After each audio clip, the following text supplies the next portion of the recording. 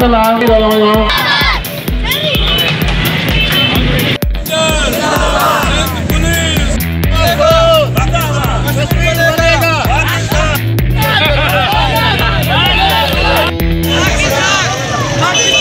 नाज़रीन, असां कंदकोट जे घंटाघर वटि मौजूद आहियूं। अॼु 5 फरवरी कश्मीर योम यकदी रैलियूं निकितियूं आहिनि मुख़्तलिफ़ जेको आहे सियासी समाजी अॻवाननि जूं। अचो त हिन सां ॻाल्हियूं कयूं, हुन छा चवणु आहे। होना चाहिए, बहुत अरसा हुआ है, बेचारे परेशान हैं, तकलीफ़ में मुब्तला है। ये बरतानिया का हुक्म है कि आज़ाद होना चाहिए, मगर अभी तक इस हुक्म पे अमल नहीं हुआ है। फिर बनेगा पाकिस्तान, ठीक सुधा पुराना ना रहे।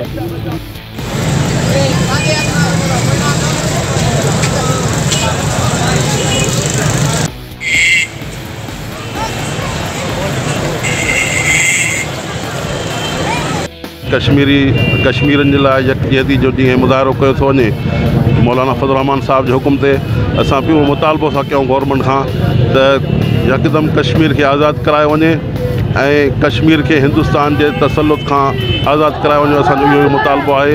जेकॾहिं आज़ादु न करायो वेंदो त भारत जमीयत उलमा इस्लाम तहरीक हलाईंदी। असां उन तहरीक खे भरपूर कामयाबु कंदासीं इंशाअल्लाह। असां जारी कयूं था, हिते बीठा आहियूं, आवाम असांजी सिंध जी तमामु परेशान आहे, त असांजी जारिया न आहे त असांजी बॉर्डर ते असां विढ़ंदासीं, ॿियो छा कंदासीं। असांजी कश्मीर आज़ादु करे।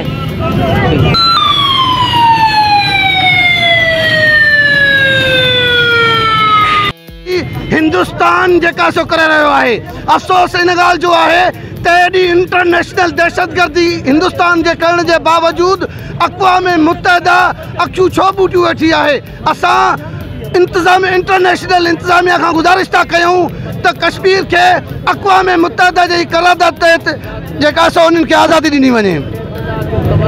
कश्मीर पाकिस्तानी ठहंदो ऐं असां इन जी मोदी जी हिन अल्फाज़नि जा या मोदी जी कयल कारनामनि जा मज़म्मत था कयूं। इंशाअल्लाह असां कश्मीर पाकिस्तान थींदो ऐं फतह करे ॾेखारींदासीं। कश्मीर जे अवाम सां असां शाना बशाना साण आहियूं। इंशाअल्लाह हर हुन में असां हुन सां गॾु हूंदासीं। अवां ॾिसो था पूरे दुनिया जे अंदरि तमामु क़ौमनि खे सही तरह हुकूक मिलनि था पिया सवाइ कश्मीरनि जे, जॾहिं त पूरे दुनिया में इन शइ जो राइट आहे त क़ौमूं पंहिंजे लाइ पाण फ़ैसिलो कनि।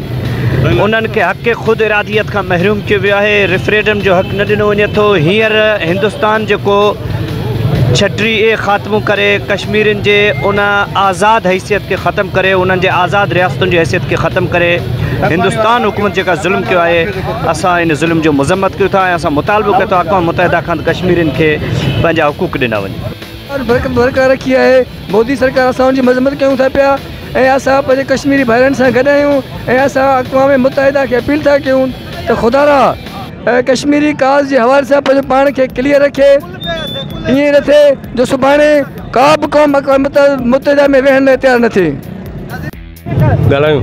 बिस्मिल्लाहिर्रहमानिर्रहीम।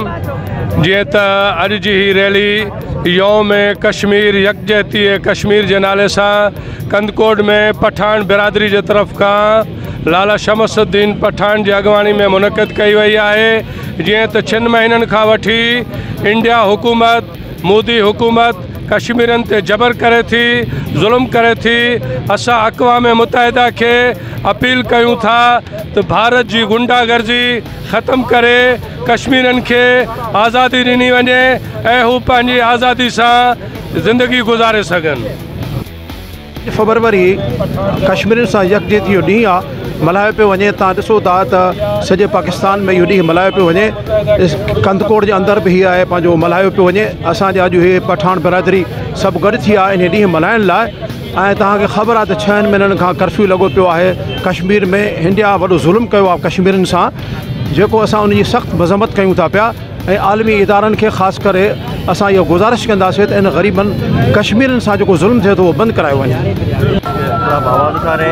कश्मीरी हमारे भाई हैं, कश्मीरी पाकिस्तान का हिस्सा है और कायद-ए-आज़म ने जो कहा था कि कश्मीर जो है पाकिस्तान की शहर रखें, तो इंशाल्लाह हम दुनिया को, यूएनओ को और सारे वर्ल्ड को बताना चाहते हैं कि 5 फरवरी के हवाले से कि जो इंडिया ने, जो जवाहरलाल नेहरू ने, इंडियन प्राइम मिनिस्टर ने जो वादा किया था कि कश्मीर का जो फैसला होगा वो यूएन रेजोल्यूशन के तहत होगा, यहाँ प्लेबसाइट होगा, यहाँ पर वोटिंग होगी और जहाँ पर भी जाए कश्मीर या पाकिस्तान या इंडिया, तो इंशाल्लाह ये ये आज योम यकजहती कश्मीर है। हम दुनिया को ये बताना चाहते हैं कि सारी कौम 22 करोड़ अवाम हम पाकिस्तान कश्मीर के साथ हैं और हम उनके साथ हैं और हम उनके लिए जान की कुर्बानी से दरक नहीं करेंगे। ठीक है, थैंक यू सर। इस्लाम पूरे मुल्क के अंदर कश्मीरी यकजहती के हवाले से सरापा एहतजाज है।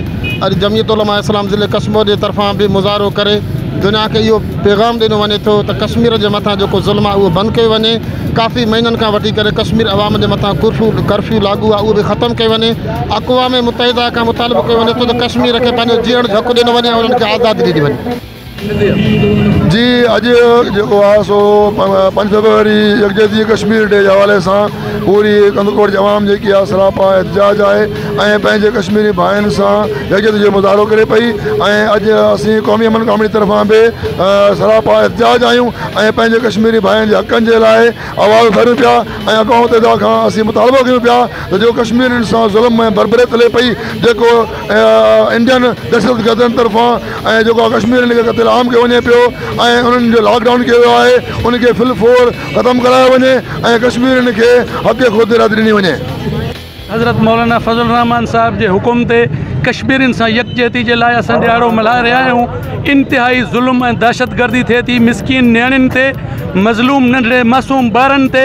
असां पंहिंजी गवर्नमेंट को भी मुतालबो था कयूं, अक़वाम मुत्तहिदा को भी महिरबानी करे खुदा रा इन मिसकीननि जी मदद कयो, इन्हनि खे इन दहशतगर्दी को आज़ाद कयो।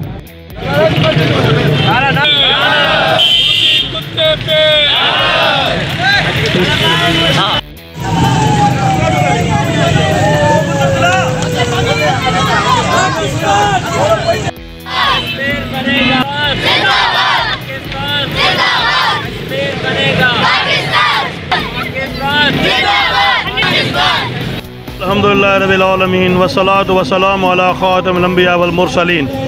यह जो इज्तिमा हुआ जो कि रैली हुन मुख्तलिफ़ मकातिब फ़िक्र से गड MMA के प्लेटफार्म से हिन रैली निकती हुई ये कश्मीर यकजहती जो मुज़ाहरो है। कश्मीर का जो जुल्म किया तो इंडिया असां उनके खिलाफ़ आयूँ ऐं उन हर मुसलमान जैसा हिमायत कंदासीं जो जुल्म चक्की में पीसजे तो वो या फ़लस्तीन की सूरत में हुए या नाइजीरिया के हवाले से हुए या आज़ाद मकबूजा कश्मीर के हवाले से हुए। लिहाजा असां पुरअमन एहतजाज असो ही मुज़ाहरो है उन मज़लूम मुसलमानन से यकजहती जो इज़हार है जैसे रोज़ ब रोज़ रोज़ानो ब रोज़ानो उन इंडिया जुल्म तो करे, उनजा बच्चा शहीद तो करे, मर्दन के तो मारियो वञे तो, उन औरतों की इज्जत के पैमाल कयो वञे तो। लिहाजा असां हन और जुल्म के खिलाफ़ हूँ जेको जुल्म हर मुसलमान साथे हालांकि गैर मुस्लिम जो जुल्म थींदो असां गैर मुस्लिम से भी गॾूं तो असां हर मज़लूम जा हामी हूँ वो मज़लूम कहिड़ी भी शिकल में हुए असां उन मज़लूम जा हामी आहियूं। ऐं असां मीडिया ज़रिए सोशल मीडिया ज़रिए ये असां अक़वाम मुत्तहिदा के पंहिंजे मुल्क के रियासत के सरबराह वज़ीर आज़म इमरान ख़ान के चीफ ऑफ आर्मी स्टाफ के ॿियनि आला उहिदेदारनि के फ़ाइज़ असां पंहिंजे हुक्मरान के ॿुधाइणु चाहियूं था त मक़बूजा कश्मीर जो मसलो जल्द अज जल्द हल करायो वञे ऐं ताकि उनके पंहिंजे अमंगुनि ते उनखे आज़ादु कयो वञे ऐं अक़वाम मुत्तहिदा जे क़रारदादनि जे मुताबिक़ उनखे आज़ादी ॾिनी वञे। छो त आज़ादी हर मुसलमान जो हक़ आहे, आज़ादी हर माण्हू वठी सघे थो, लेकिन इंडिया जो ज़ुल्म ऐं जबर सां हुकूमत क़ाइमु वेठो आहे जेको आहे पंहिंजो मक़बूजा कश्मीर के अंदर ऐं इहो ज़ुल्म इंशाअल्लाह उनजो क़ाइमु रहंदो, ज़ुल्म हिकिड़ी ख़त्म थींदो ऐं मज़लूम जी हिकिड़ी ज़रूरु हुक्मरानी ईंदी। असां सभु दस्ते दुआऊं खुदा जी बारगाह में खुदा मुताल असां सभिनी खे मक़बूजा कश्मीर में उन जे कश्मीरियुनि सां हिमायत करण जी तौफ़ीक़ अता फरमाए। वस्सलामु अलैकुम वरहमतुल्लाहि वबरकातुहू। भारतीय फौज लाइ शमशान घाट साबित थींदो। पूरे मुसलमान मुल्क जो गॾु थिया आहियूं कश्मीर की आज़ादी लाइ क़ौमी यकजहती के हवाले से असां पूरी जमायत पूरे मुसलमान गॾु आहियूं कश्मीर की आज़ादी लाइ जंग जारी रहंदी। कंदकोट में मुख़्तलिफ़ सियासी समाजी माण्हुनि जूं तव्हां कश्मीर जे हवाले सां ॻाल्हियूं ॿुधियूं। हिन जो इहो चवणु हुयो त कश्मीर थींदो पाकिस्तान, मोदी सरकार होश जा नाखुन वठे न त इहे एहतजाजी तहरीकूं जेके असांजूं हमेशह जारी रहंदियूं। नज़ीर मीरानी, सोच TV, कंदकोट। सब्सक्राइब कयो हमारे पंहिंजो चैनल सोच TV के बेल आइकन के दबाएं कदें भी न विसारींदा। सब्सक्राइब करें आपके अपने चैनल सोच TV को और बेल आइकन पर क्लिक करना ना भूलें। Don't forget to subscribe our channel Soch TV and press the bell icon.